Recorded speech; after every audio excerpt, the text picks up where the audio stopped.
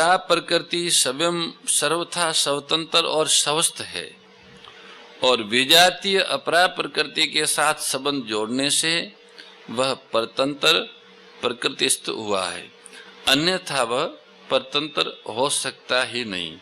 गुणों का संग होना ही परतंत्रता है। कारणम गुण संगो से सद असद योनि जन्मसु। जो प्रकृति के वश में है उन्हीं प्राणियों की भगवान बाहर बाहर रचना करते हैं। जो प्रकृति के वश में नहीं है वह भगवान के साथ एक हो गए हैं, उनकी फिर रचना नहीं होती। सर्गेपि नोपजायन्ते प्रलेन वैथन्ति च। जो गुण अतीत प्रभु का आश्रय लेके उनको प्राप्त कर लिए हैं, उनको स्वीकार कर लिए हैं, सब कुछ परमात्मा है, ऐसी अविकल्प स्वीकृति जिनके हृदय में है, ऐसे प्राणी महासर्ग के आदि में जन्मते नहीं हैं और महाप्रलय में व्यथित नहीं होते। आसक्ति और कर्तापन के अभिमान से कर्म करने से मनुष्य कर्मों में बंध जाता है। भगवान बार बार सृष्टि रचना रूप कर्म करने से भी क्यों नहीं बंधते हैं, जबकि जीवात्मा आसक्ति और कर्तापन के अभिमान से कर्म करता है तो बंध जाता है, भगवान नहीं बंधते हैं। इसका उत्तर भगवान ही 9वें अध्याय के 9वें श्लोक में देते हैं। श्री भगवान बोले, हे धनंजय, उन सृष्टि रचना आदि कर्मों में अनासक्त और उदासीन की तरह रहते हुए मुझे वे कर्म नहीं बांधते हैं। उदासीन व उदासीन मसक्तम तेषु कर्मसु। महासर्ग के आदि में प्रकृति के परवश हुए प्राणियों की उनके कर्मों के अनुसार विविध प्रकार से रचना रूप जो कर्म है उसमें मेरी आसक्ति नहीं है, कारण कि मैं उनसे उदासीन की तरह रहता हूँ। भगवान के कहने का तात्पर्य है कि भैया मैं प्राणियों के उत्पन्न होने पर हर्षित नहीं होता और उनके प्रकृति में लीन होने पर खिन्न नहीं होता। उदासीन वत्ती इसका अर्थ उसका अर्थ तरह होता है। इस पद का अर्थ हुआ उदासीन की तरह, वत्ती का अर्थ तरह है। तो उदासीन की तरह क्यों कहा? कारण कि मनुष्य उसी वस्तु से उदासीन होता है जिस वस्तु की वह सत्ता मानता है, परंतु जिस संसार की उत्पत्ति स्थिति और प्रलय होता है उसकी भगवान के सिवाय कोई स्वतंत्र सत्ता है ही नहीं। इसलिए भगवान उस संसार की रचना रूप कर्म से उदासीन क्यों रहे? वे तो उदासीन की तरह रहते हैं, क्योंकि भगवान की दृष्टि में संसार की कोई सत्ता ही नहीं है। वास्तव में ये सब कुछ भगवान का ही स्वरूप है, इनकी स्वतंत्र सत्ता है ही नहीं, तो अपने स्वरूप से भगवान क्या उदासीन रहे? इसलिए भगवान उदासीन की तरह है, उदासीन नहीं है, उदासीन की तरह है। न च माम तानि कर्माणि निबधन्ति। पूर्व श्लोक में भगवान ने कहा कि मैं प्राणियों को बार बार रचता हूँ, उन रचना रूप कर्मों को यहाँ तानि कहा गया है। वे कर्म मेरे को बांधते नहीं, क्योंकि उन कर्मों और उनके फलों के साथ मेरा कोई संबंध नहीं है। ऐसा कहकर भगवान मनुष्य मात्र को ये शिक्षा देते हैं कि कर्म बंधन से छूटने की युक्ति बताते हैं कि जैसे मैं कर्मों में आसक्त न होने से बंधता नहीं हूँ, ऐसे ही तुम लोग भी कर्मों में और उनके फलों में आसक्ति न रखो, तो सब कर्म करते हुए भी उनसे बंधोगे नहीं।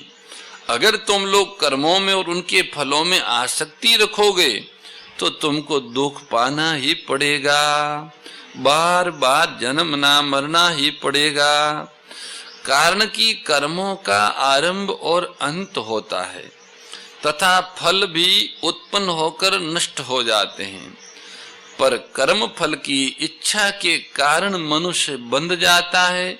ये कितने आश्चर्य की बात है कि कर्म और उसका फल तो नहीं रहता पर बंधन रह जाता है।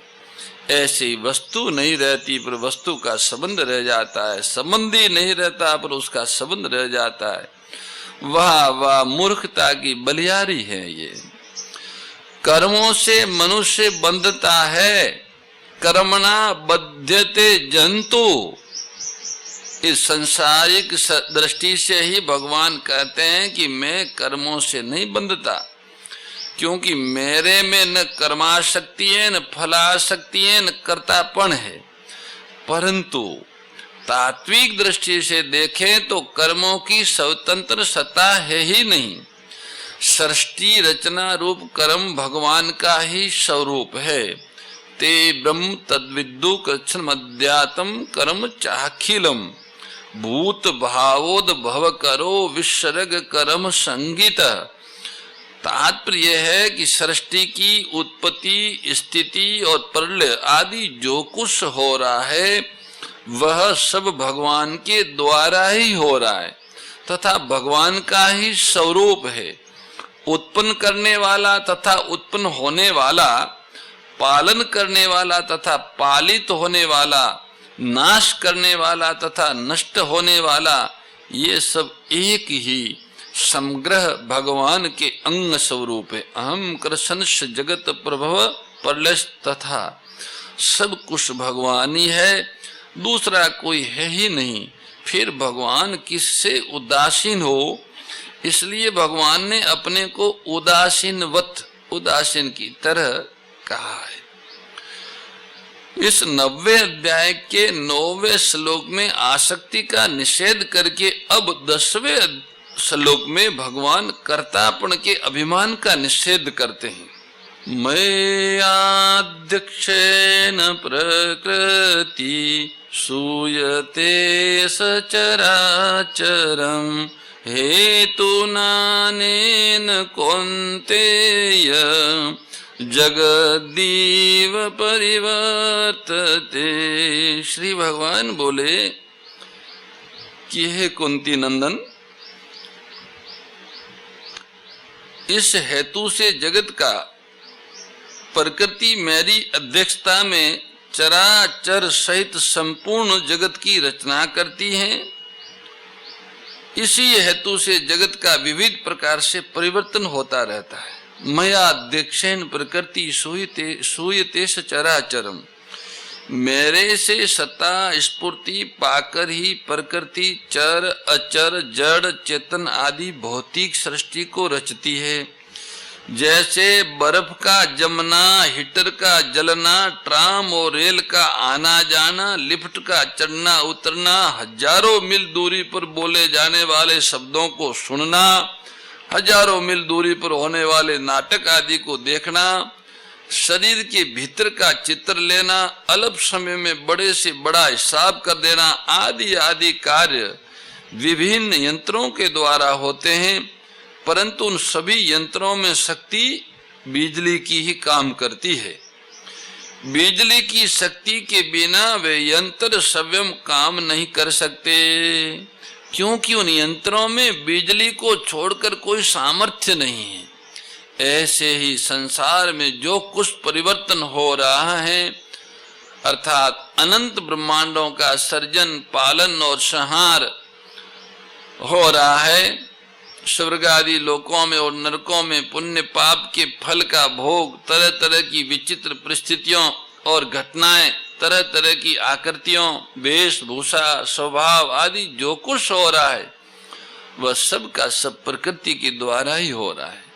वास्तव में हो रहा है भगवान की अध्यक्षता में, भगवान की सत्ता स्फूर्ति से ही हो रहा है। भगवान की सत्ता स्फूर्ति के बिना प्रकृति ऐसे विचित्र काम कर ही नहीं सकती, क्योंकि भगवान को छोड़ के प्रकृति में ऐसी स्वतंत्र सामर्थ्य ही नहीं है।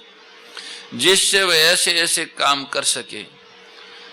ये हुआ कि जैसे बिजली में सब शक्तियां हैं पर वे मशीनों के द्वारा प्रकट होती है, ऐसे भगवान में अनंत शक्तियां हैं पर वे प्रकृति के द्वारा ही प्रकट होती हैं। भगवान संसार की रचना प्रकृति को लेकर करते हैं और प्रकृति संसार की रचना भगवान की अध्यक्षता में करती है।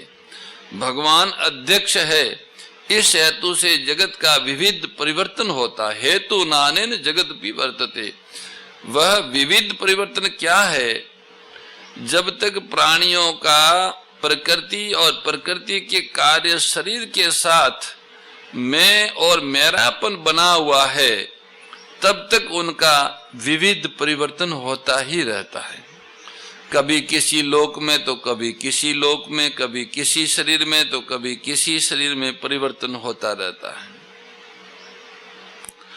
भगवत प्राप्ति के बिना उन प्राणियों की कहीं भी स्थायी स्थिति नहीं होती, कहीं भी ठिकाना नहीं होता, भटकते ही रहते हैं। वे जन्म मरण के चक्कर में घूमते रहते हैं।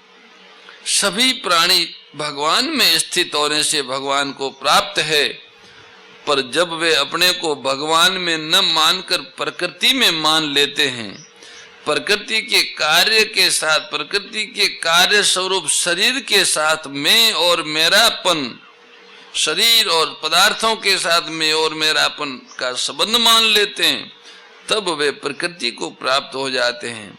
फिर भगवान की अध्यक्षता में प्रकृति उनके शरीरों को उत्पन्न और लीन करती रहती है। वास्तव में देखा जाए तो उन प्राणियों को उत्पन्न और लीन करने की शक्ति प्रकृति में नहीं है, क्योंकि वह तो जड़ है। ये स्वयं भी जन्मता मरता नहीं है, क्योंकि परमात्मा का अंश होने से स्वयं अविनाशी, चेतन और निर्विकार है। परंतु प्रकृति जन्य पदार्थों के साथ मैं मेरापन का संबंध जोड़कर उनके परवश होकर इसको जन्मना मरना पड़ता है। नए नए शरीर धारण करने और छोड़ने पड़ते हैं। जगत मात्र की उत्पत्ति, स्थिति और प्रलय की जो क्रिया होती है वह सब प्रकृति से ही होती है, प्रकृति में ही होती है और प्रकृति की होती है। परंतु उस प्रकृति को परमात्मा से सत्ता स्फूर्ति मिलती है। परमात्मा से सत्ता पाकर, सत्ता मिलने पर भी परमात्मा में कर्तापन नहीं आता। जैसे सूर्य के प्रकाश में सभी प्राणी सब कर्म करते हैं और उनके कर्मों में विहित तथा निषिद्ध सब तरह की क्रियाएं होती हैं, उन कर्मों के अनुसार ही प्राणी अनुकूल प्रतिकूल परिस्थितियों का अनुभव करते हैं। कोई सुखी है तो कोई दुखी है, कोई ऊंचा है तो कोई नीचा है, कोई किसी लोक में है तो कोई किसी लोक में है, कोई किसी वर्णाश्रम में है तो कोई किसी वर्णाश्रम में, आदि तरह तरह का परिवर्तन होता है। परंतु सूर्य और उसका प्रकाश ज्यों का त्यों रहता है, उसमें कभी किंचन मात्र भी कोई अंतर नहीं आता। बस ऐसे ही संसार में अनेक प्रकार का परिवर्तन हो रहा है, पर परमात्मा और उनका अंश जीवात्मा ज्यों के त्यों रहते हैं। वास्तव में अपने स्वरूप में किंचन मात्र भी परिवर्तन न है, न हुआ है, न होगा, न हो सकता है। केवल परिवर्तनशील संसार के साथ अपना संबंध मानने से, उनके साथ तादात्म्य ममता कामना करने से संसार का परिवर्तन अपने में होता हुआ प्रतीत होता है। अगर प्राणी जिन भगवान की अध्यक्षता में सब परिवर्तन होता है उनके साथ अपनी वास्तविक एकता मान ले, जो कि स्वतः सिद्ध है, तो भगवान के साथ उनका जो वास्तविक प्रेम है वो प्रकट हो जाएगा। भगवान से सत्ता स्फूर्ति पाकर ही प्रकृति चराचर सहित संपूर्ण प्राणियों की रचना करती है। सब परिवर्तन प्रकृति में होता है, भगवान में नहीं। जब तक प्राणियों का प्रकृति के साथ संबंध रहता है तब तक प्रकृति की परवस्था के कारण उनमें विविध परिवर्तन होते रहते हैं, उनकी कहीं भी स्थायी स्थिति नहीं होती। प्रकृति तो परमात्मा के अधीन रहकर संपूर्ण सृष्टि रचना करती है, पर जीव प्रकृति के अधीन होकर जन्म मरण के चक्कर में घूमता है। परमात्मा तो स्वतंत्र है, पर उनका अंश जीवात्मा सुख की इच्छा के कारण परतंत्र हो जाता है। तत्व से भगवान और भगवान की शक्ति एक होते हुए भी मनुष्यों को समझाने की दृष्टि से भगवान कहते हैं कि सृष्टि की रचना में प्रकृति का मुख्य हाथ है। वास्तव में न प्रकृति की स्वतंत्र सत्ता है न कर्मों की है। अगर भगवान और उनकी प्रकृति को अलग अलग देखें तो संसार का उपादान कारण प्रकृति है और निमित्त कारण भगवान है, क्योंकि संसार रूप से भगवान प्रणीत नहीं होते, प्रत्युत प्रकृति ही प्रणीत होती है। परंतु भगवान और उनकी प्रकृति को एक देखें जो वास्तव में एक ही है, तो भगवान संसार के अभिन्न निमित्त उपादान कारण है। 7वें अध्याय के आरंभ में भगवान ने परा और अपरा प्रकृति के स्वरूप का वर्णन किया और यहाँ 90वें अध्याय के आरंभ में उनके कार्यों, उत्पत्ति, स्थिति, प्रलय का वर्णन किया, जो भगवान की लीला है। कहने का भाव है कि 7वें अध्याय में परा अपरा का वर्णन मुख्य है और यहाँ पर अपरा के मालिक परमात्मा का वर्णन मुख्य है। इस अध्याय में भगवान की लीला, प्रभाव, ऐश्वर्य आदि का विशुद्ध वर्णन है। आसुर भाव विनाशिनी नाशिनी तमरजनी, ओ मैया नाशिनी तमरजनी, दैवी सद्गुणदायिनी, दैवी सद्गुणदायिनी, हरि रसिका सजनी। ओम जय भगवद्गीते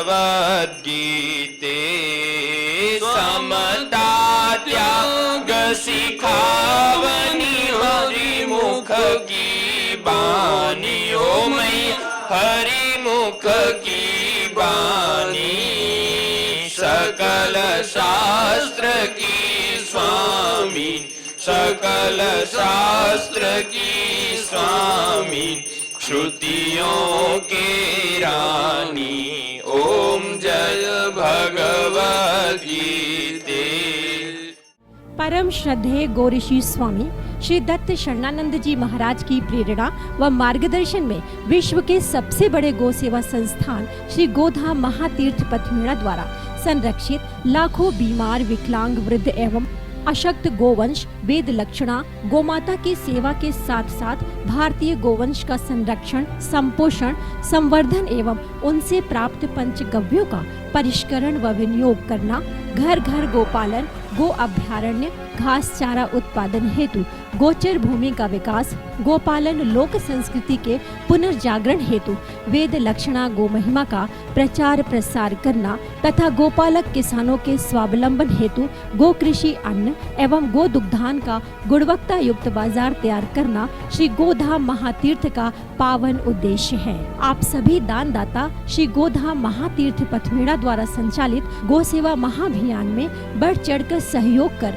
लाखों बीमार, विकलांग, वृद्ध एवं अशक्त गोवंश के गोग्रास सेवा हेतु श्री गोधाम महातीर्थ पथमेड़ा लोक पुण्यार्थ न्यास के बैंक ऑफ बड़ौदा खाता संख्या 084901000238827 IFSC कोड BARB 0 ASHRAM शाखा आश्रम रोड अहमदाबाद में गोग्रास सेवा निमित्त जमा कर सकते हैं।